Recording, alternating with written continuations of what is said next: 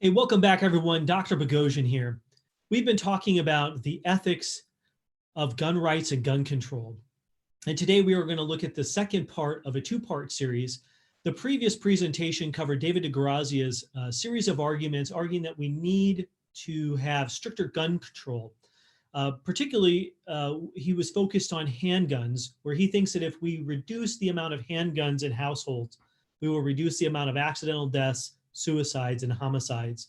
And we will make the public space a safer space for us to roam about. And that is a great set of social goods that serves to outweigh your right to own a firearm in general and a handgun in particular. Today, what we're going to look at is the other side of the debate by the co-authored paper, Tim Shou and others, who are going to give a series of arguments for why the right to keep and bear arms is not overridden by those kinds of social concerns, and that it is an inherent, basic right that you have the freedom to exercise if you so choose. So let's go ahead and pull up the PowerPoint and work through that together. If you haven't already, please make sure to download the handout to take good notes and follow along. And if you haven't read their paper, please pause here to go back and read that before you view this presentation. All right, here we go.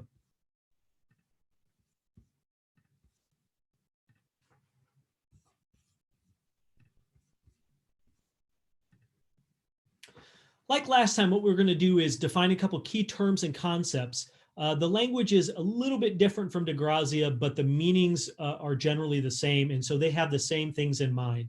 But let's go ahead and define the terms as they do in the paper, so that way it's easy to track along as we go.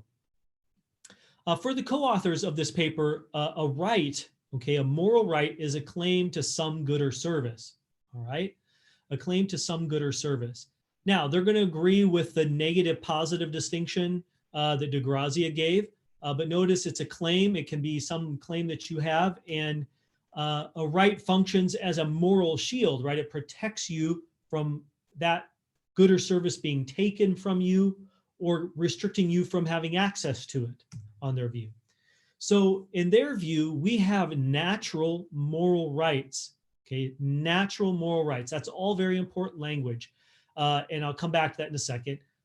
These rights exist prior to any system of government. They're designed to regulate social life. Okay, let me unpack that just a bit. David deGrazia was coming from more of a utilitarian ethical framework. This paper is coming from a more Aristotelian natural law kind of framework, okay? That's all very important. I'm pointing that out given what we've been discussing in our class related to different ethical systems and how those inform thinking through rationally, critically thinking about hot button ethical issues. The language of natural moral rights is not unique to Aristotle. That actually shows up in thinkers such as John Locke, even John Stuart Mill on liberty, and he's a utilitarian. So one could be a utilitarian and accept this, but you're going to see that this provides a really strong basis for them for the nature of rights. Let me put it this way. A natural right is something that is sort of attached to the very kinds of beings we are, human beings. It's built into human nature.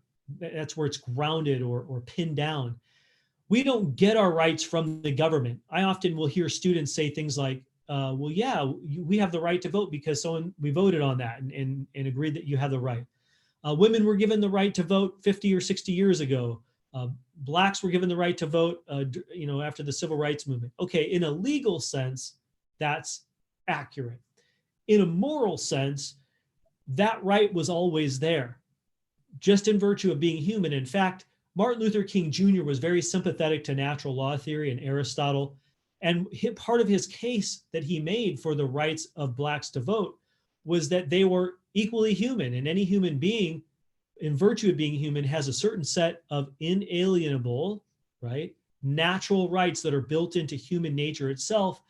And the law should track those, right? The law should give expression, voice to, protection to those moral rights that we possess as humans.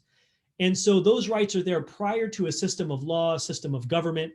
And it's the system of law's job, the system of government's job to codify into law what rights we have and to protect those or to punish people who will take those rights from us or trample those rights or degrade those rights in whatever way.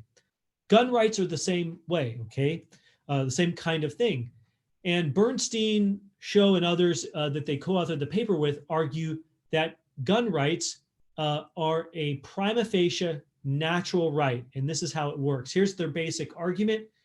It's consistent with the one that DeGrazia gave on their behalf, let's say in his paper, but it's shorter. Premise one, if X is a reasonable means to self-defense, whatever X is, again, martial arts, pepper spray, firearm, okay, then someone has a prima facie right to be allowed to own X. Okay, prima facie, again, we've used this language before, but for review, that means initially you have this right, kind of for starters, okay? And then we'll bring up ultima facie a little bit later, all things considered. Premise two, firearms are a reasonable means to self-defense. And they're going to defend both of these premises, especially premise two, throughout their paper. It follows from that deductively that people have a prima facie right to be allowed to own firearms, and that includes handguns, and in their view, also so-called assault weapons, and we'll come back to that.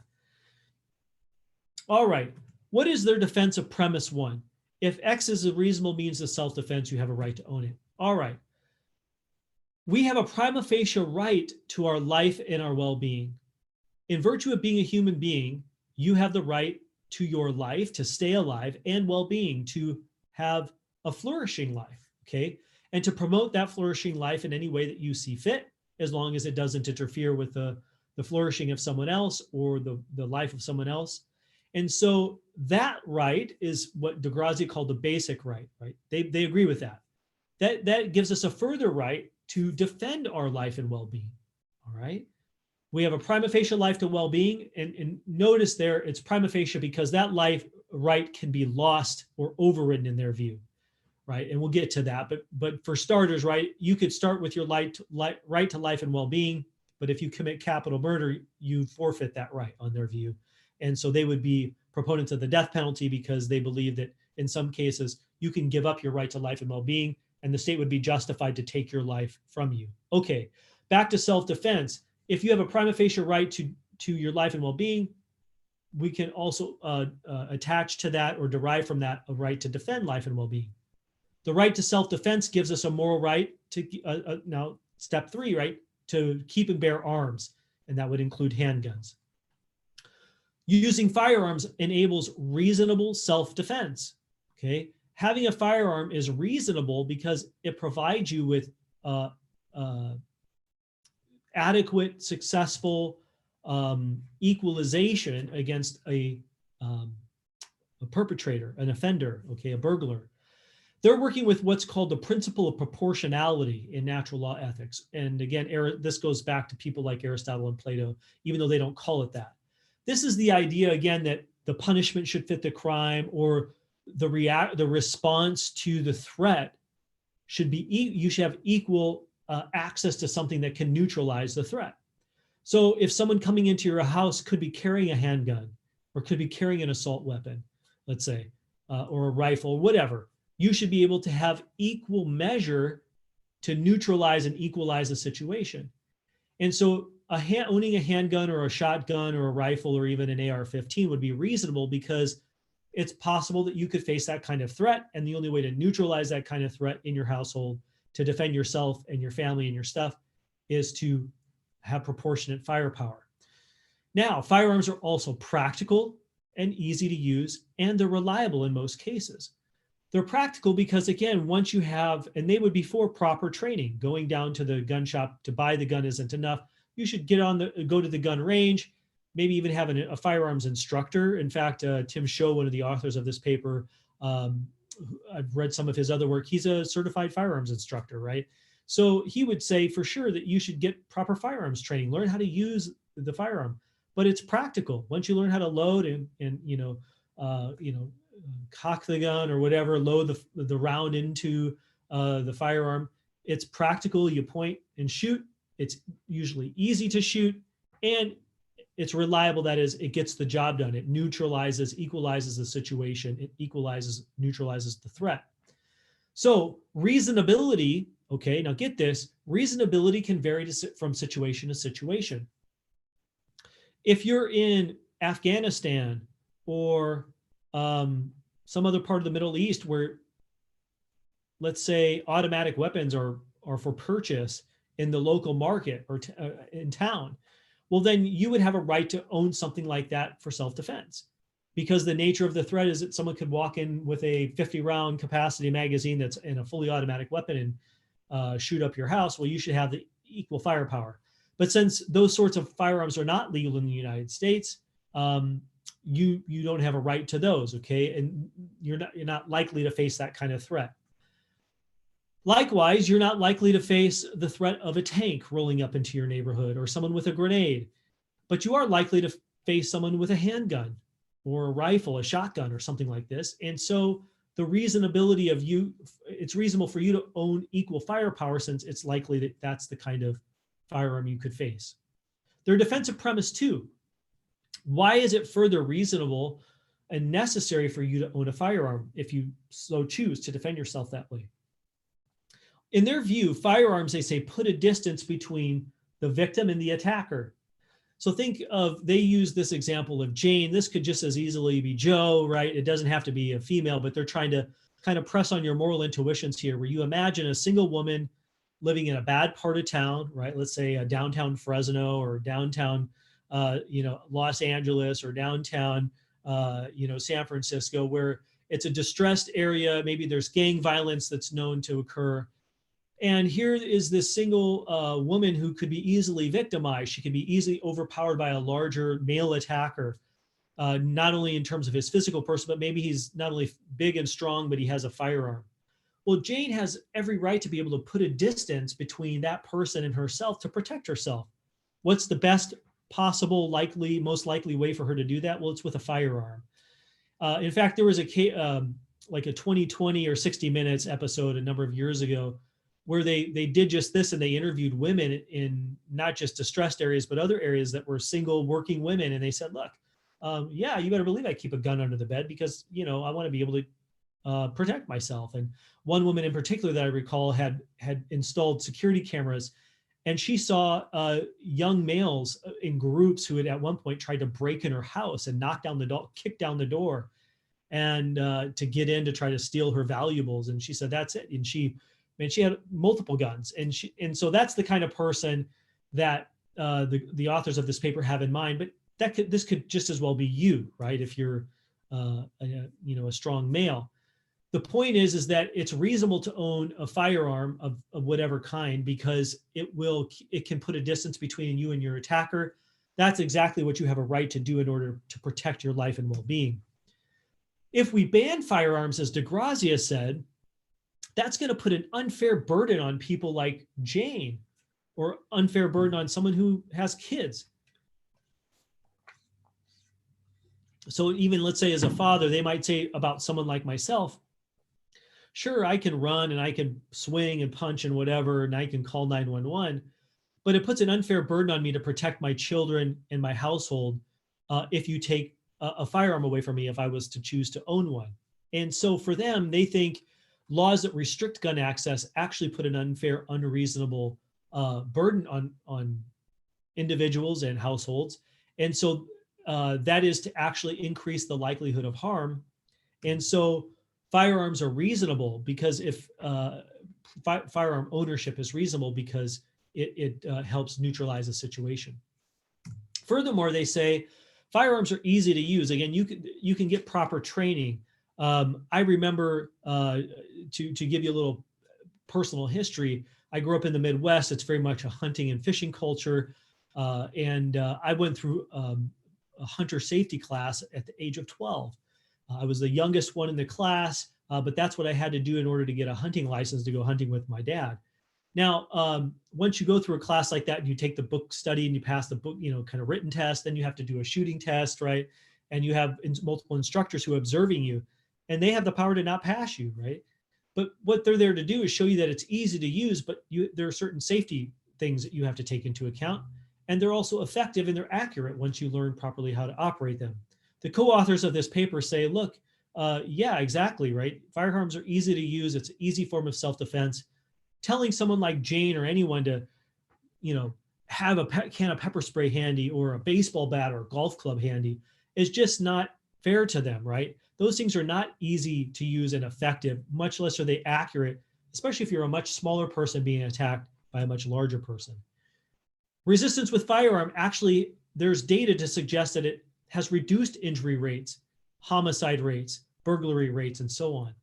Here is that study from Kleck and others, right? Where they showed that between 750,000 and 3.5 million people used guns defensively every year. Now, you remember DeGrazia said that a modest estimate was 2.5 million, but then he chopped it down to 68,000. The authors of this paper think that what DeGrazia did is misguided for a few reasons. They're willing to put the numbers lower than 3.5 million, but they think what DeGrazia did not include when he deducted the false positives from his account is also false negatives. So let's imagine you're sitting at home and your phone rings and it's a pollster who's taking that poll and asks you if you've ever used a gun defensively. The co-authors of this paper say it's highly unlikely that you're not going to understand what that means because the pollster is going to define what defensive gun use is. They're going to tell you that to use a defensive gun, a gun defensively is either to fire it at someone, thereby scaring them off or injuring them or killing them, or even just pulling it out, right? Or announcing that you have one and you'll use it if you have to. So you would understand the poll. But there might be people who don't want their name and information that they own a firearm in a database that could be hacked or be sold to the government because they want to be private about this. They don't want their guns being taken away. And so they tell the pollster, no, I don't have a gun. I've never used a gun defensively, when maybe in fact they have. So when you control for the false negatives and the false positives, they think that two things. Number one, DeGrazia's estimation of the false positives is much too high. And the false negatives have to be taken into account because people have not lied, but they just haven't disclosed their data because of fear. And they think it's really hard to fake the numbers. And they think it's more likely that 750,000 to 1 million or 2 million people a year are using guns defensively. And that's really important. They're exercising their inherent natural right to life and self-defense. And therefore, reasonable gun regulation, right, of DeGrazia's form, gun regulation of DeGrazia's form is unreasonable, right? Because it actually goes against people exercising their right, as we have evidence that they do. Well, they're open to so-called reasonable gun regulation, but they want to be clear on what that does and does not look like. Reasonable gun regulation for the authors of this paper would not mean taxing firearms so heavily that you can't afford to purchase a firearm, especially for those that are poor or even at the lower end of the middle income category. Here's what they have in mind. Let's suppose a 9mm Glock is $600 to purchase or $700. But then the government wants to tax it very heavily like they do cigarettes to deter people from purchasing it. And so maybe they put a 40 or 50% tax on handguns. Let's say 50% to make it easy. Let's suppose that the firearm starts out at $600. Some people might think that's on the low end, but let's put that for an easy number. Half of that's $350. Now a $600 firearm becomes a $950 firearm, or $900 firearm, excuse me. Now let's suppose someone's making $30,000 a year or $40,000 a year. 600 might be attainable for them. It might be doable, but 900 is not, right? That's a large portion of a monthly paycheck. And so what you do is you now burden someone who wants to defend his or herself and their family and their private property by taxing it so heavily that they can't access it. And so that would be unreasonable in their view. Another unreasonable form of gun control would be laws against concealed carry in public. The co-authors of this paper believe that we should have more concealed carry, not less. Why? Well, because concealed carry has been demonstrated to be effective in places where people get mugged in public or attacked in public or carjacked in public, or someone holds up a gas station in public or something like this. And concealed carry tends to deter people. If they know that concealed carry is more likely, people tend not to, try to rob or loot or, have, use guns in public.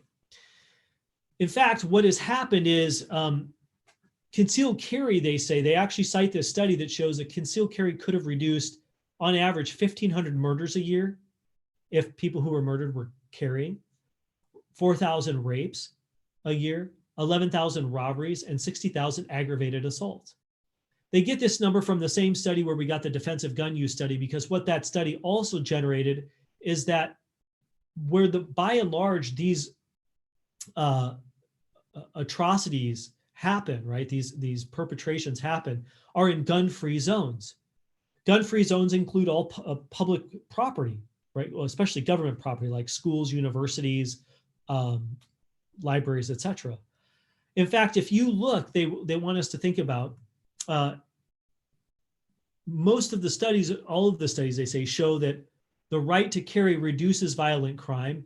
But when the right to carry is taken away, things like so-called mass shootings, the bulk of them have occurred in gun-free zones, schools, movie theaters. In fact, the shooting at the Dark Knight in Colorado a number of years ago, the data shows that individual in that state, concealed carry is an option, and people can, businesses can allow for concealed carry in their business, or they can not allow it.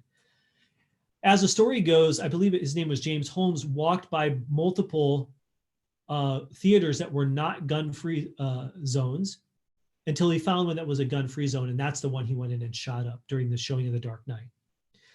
And so the co-authors of this paper want you to look at that evidence and say, well, look, an alternative to do something about mass shootings is allow more concealed carry, because right to carry reduces violent crime. We have good evidence of that, they think. And so it's unreasonable to take away guns when basically we're restricting the inherent natural rights of people to defend themselves, and thereby that leads to their harm. And they go one point further and they say unreasonable use of guns by someone else is not a good reason to outlaw reasonable use by you or I, let's say. What they're going for here is, just because, let's go to the driving analogy, just because people speed or drive drunk or do, kill people with an automobile or drive negligent, that doesn't mean we should take away your ability to drive or my ability to drive. Likewise, someone else using a gun, accidentally shooting themselves or killing someone or committing suicide, those are all bad things, these authors of this paper agree. But that doesn't give us reason to think that somehow the rest of our rights to keep and bear arms should be taken away. Now, here's what they consider. There's often what's considered a reductio ad absurdum argument in logic. This is where you take a premise of an argument that someone believes and show that it leads to absurd consequences rationally, logically, as well as practically.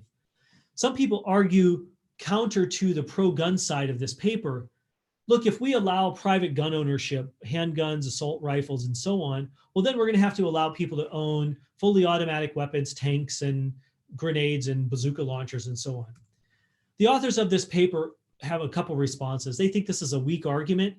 It's a faulty argument because tanks are an unreasonable form of individual self-defense, right? You don't need a tank to defend yourself in your house. A handgun will work just fine. Remember, the nature of weapon ownership is justified by the nature of the threat. People aren't driving around the streets with tanks, thank goodness, right? And so the likelihood that you're going to face a tank in your neighborhood and need a tank to defend yourself is very unlikely. Now, again, if you're in a war-torn area, it might be reasonable for a time for you to get a tank if you have the means to get one. But you don't need one. Same for fully automatic weapons, I believe they would say, and definitely grenades and bazooka launchers. Now, what about mass shootings? I've already hinted at what their response would be.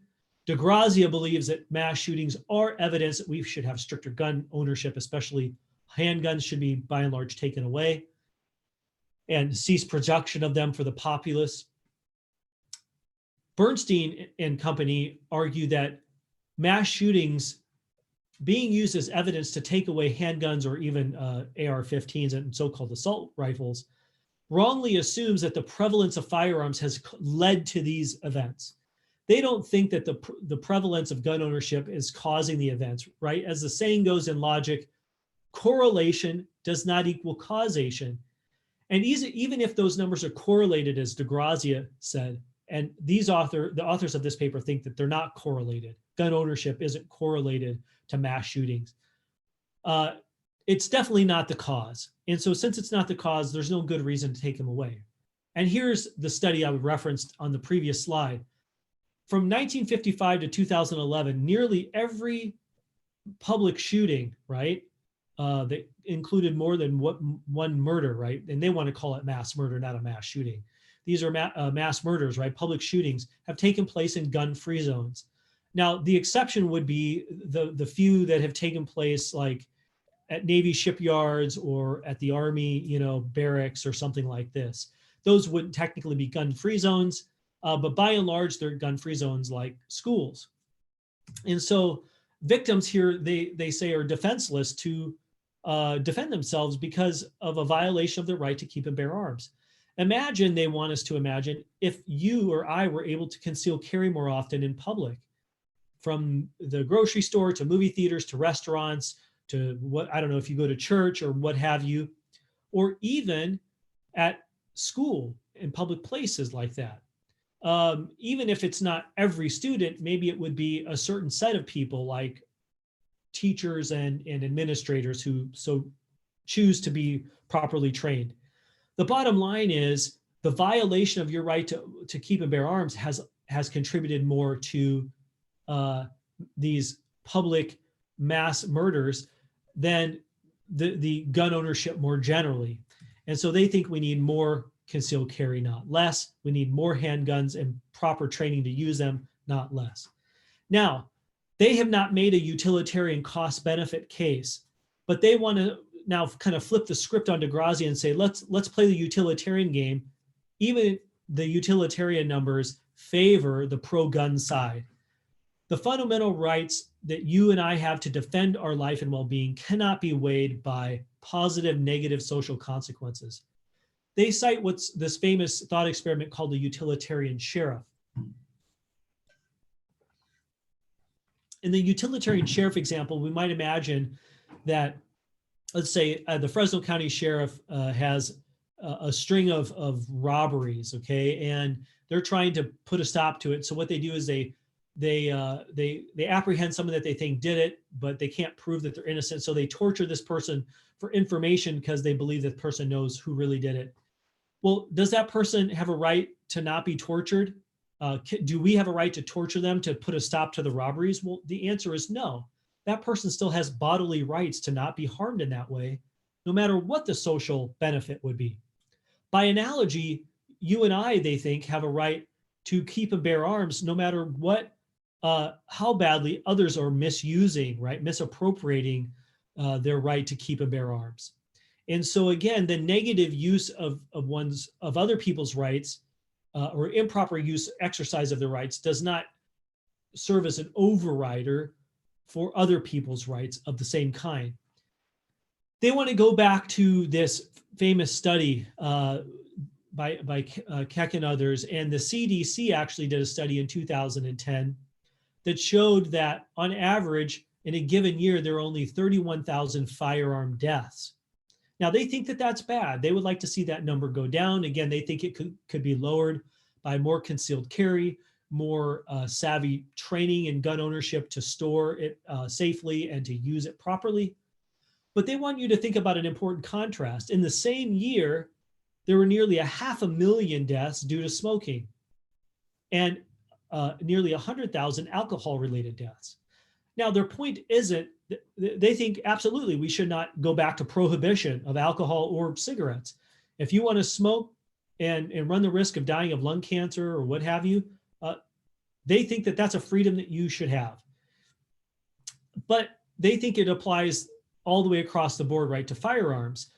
If we're going to take away firearms when there are so many fewer deaths than these other two things, well, then they would think by parity of reasoning, by David DeGrazia's reasoning, apply to being consistently we should take, say there could be no more sale of cigarettes, no more alcohol, and so on. They don't think we should do that. Therefore, they don't think we should take away firearms. Now, a couple more things here. They say, if we're running this like a utilitarian runs it, let's imagine we go with DeGrazia's arguments and ban handguns, basically.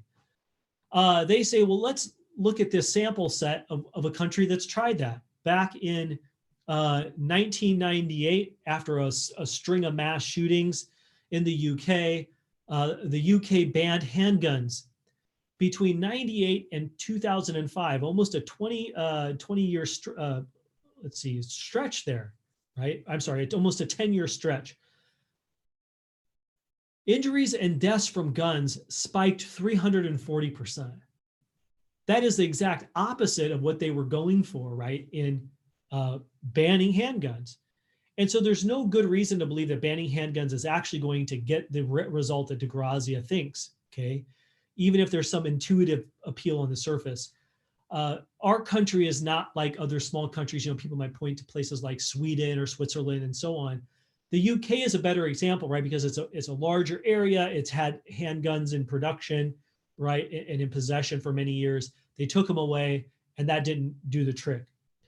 How many lives could be saved from defensive gun use? Again, they think the solution to reducing homicides, particularly, and other kinds of gun deaths and rape and burglary is allow gun deaths. We could have an additional, let's say 400,000 people a year using guns. Let me take this back. Of the 400,000 people a year who claim to have protected their lives by using a gun defensively, only 1% actually shot their attacker. Okay. Now, if even 40,000 people were using handguns successfully each year to protect themselves, they say, look, that's even a bigger number than the 37,000 that are harmed, right? So again, if we're utilitarians and it's a numbers game, if even only 40,000 people use guns defensively a year, and they think that that's too low of a number, that's still a bigger number than the amount of people who are harmed. Therefore, by utilitarian reasoning, we should keep handguns in possession, provided that people, are not, let's say, felons or something like this. So I want you to think about both papers, enter your responses in the discussion board. This is some really interesting stuff to think about. If you want to talk about this further with me during a Zoom meeting or office hours or something like this, I'd be happy to chat through it with you. I'd love to hear what you think. Otherwise, thanks so much for viewing. We'll look forward to connecting with you on the next topic in the next series of lectures.